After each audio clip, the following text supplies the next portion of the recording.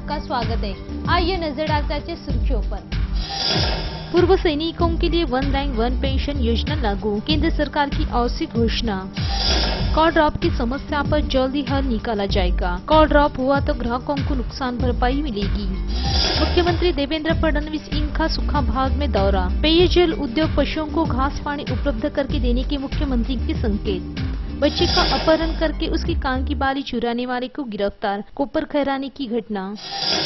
दहंडी के लिए मैदानों को प्राधान्य, उत्सवी मंडल को रास्ते में उत्सव मनाने के लिए बंदी। नवी मुंबई पुलिस का मंडल को आह्वान। संगीतकार आदिश श्रीवास्तव इनका देहांत। पूर्व सैनिकों की 40 साल की हुई इच्छा आखिर पूरी हुई। बहुप्रतीक्षित 1 रैंक 1 पेंशन योजना देश भर में लागू हुई। संरक्षण मंत्री मनोहर पर्रिकर इन्होंने शनिवार को पत्रकार परिषद लेकर इस संदर्भ में घोषणा की। सरकार के इस निर्णय की वजह से पूर्व सैनिकों को बड़ा दिलासा मिला है। पूर्व सैनिकों की 40 साल से हुई इच्छा आखिर पूरी हुई है। बहुप्रतीक्षित 1 रैंक 1 पेंशन योजना देश भर में लागू हुई। संरक्षण मंत्री मनोहर पर्रिकर इन्होंने शनिवार को पत्रकार परिषद लेकर इस संदर्भ में घोषणा की। सरकार के इस निर्णय की वजह से पूर्व सैनिकों को बड़ा दिलासा मिला है। अलग अलग कालावधि में एक ही पोस्ट पर निवृत्त होने वाले दोनों सैनिकों को एक ही निवृत्ति वेतन दिया जाए, ऐसी मांग लश्कर सैनिक और उनके परिवार वालों की थी।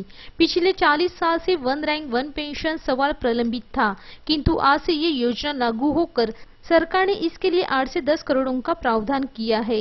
ऐसी जानकारी मनोहर पर्रिकर इन्होंने दी।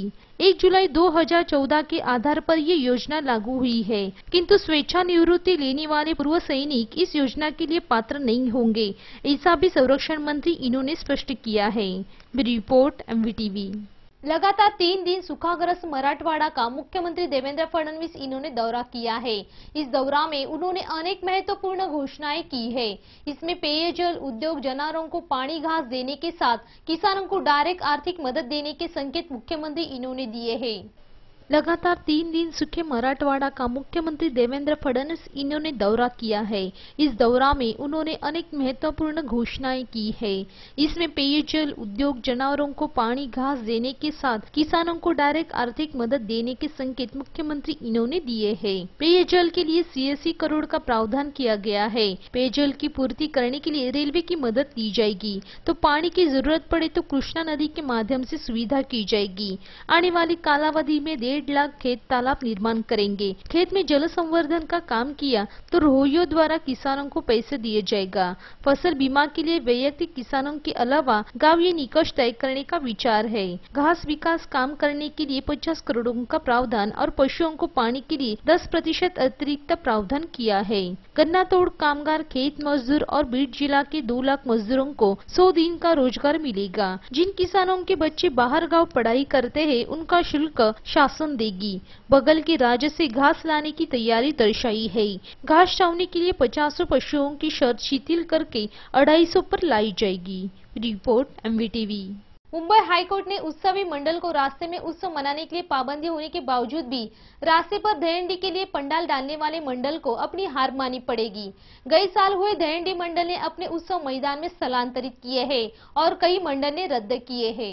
मुंबई हाईकोर्ट ने उत्सवी मंडल को रास्ते में उत्सव मनाने के लिए पाबंदी डालने के बावजूद भी रास्ते पर ही दहंडी के लिए पंडाल डालने वाले मंडल को अपनी हार माननी पड़ेगी। गए साल हुए दहंडी मंडल ने मैदान में स्थलांतरित किया है, तो कई मंडल ने अपने उत्सव रद्द किए हैं। उत्सवी मंडल के पंडाल रास्ते में नहीं होंगे, इसकी खबरदारी पुलिस ने लेने के आदेश हाईकोर्ट ने दिए हैं। नवी मुंबई पुलिस ने रास्ते पर दहंडी मनाने वाले मंडल ने बनाए हुए पंडाल निकाले हैं। कई मंडल दहीहंडी उत्सव करीब के मैदान में स्थलांतरित किया है, तो मैदान ना मिले कई मंडल ने अपने उत्सव रद्द किए हैं। जिस मंडल को रास्ते में उत्सव मनाना है, वो मंडल कार्रवाई के लिए तैयार रहे, ऐसा पुलिस उपायुक्त शहाजी उमाप इन्होंने मंडल को कहा है। सर्व मंडळांना आम्ही सूचित केलेलं आहे की कुठल्याही प्रकारे रस्त्यावरती आपल्याला कार्यक्रम घेता येणार नाही आणि म्हणून सर्वच मंडळांना आम्ही आवाहन केलेलं आहे की तुम्ही पर्यायी मैदान या कार्यक्रमासाठी शोधा। एकंदरीत नागरिकांचं सहकार्य आणि पोलिसांची उपलब्धता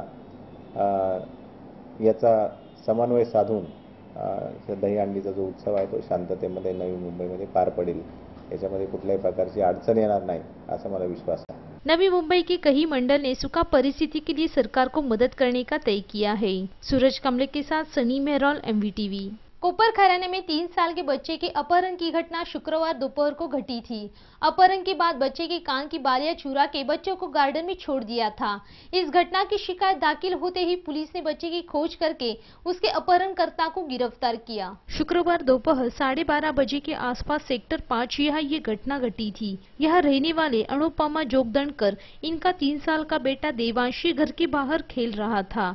इस समय एक अज्ञात ने देवांश का अपहरण किया। इस मामले में कोपर खैराने पुलिस थाना में शिकायत दाखिल की थी। पुलिस पथक ने खोज की, तब देवांश सेक्टर 5 से आर्ट के पार्क में पाया गया और अपहरणकर्ता भी इसी जगह पाया गया। उसे पुलिस ने गिरफ्तार किया है। संतोष राठौड़ ऐसा अपहरणकर्ता का नाम है। वो बिगार कामगार है। देवांश जिस इलाके में रहता है वो भी इसी इलाके में रहता था। या आरोपीला आता आम्ही अटक केलेली आहे आणि त्याच्याकडनं ज्या काही कानातल्या रिंगा होत्या संबंधित बालकाच्या त्या देखील आता जप्त केलेल्या आहेत आणि हा आरोपी सध्या आमच्या पोलीस कोठडीमध्ये आहे। ह्या निमित्तानं नागरिकांना आवाहन आहे की आपल्या लहान मुलांकडे विशेषतः खूप लक्ष देण्याची आवश्यकता आहे आणि कुठल्याही प्रकारे आपलं बाळ हे आपल्या नजरेआड होणार नाही याची काळजी सर्वच माता भगिनींनी घेण्याची आवश्यकता।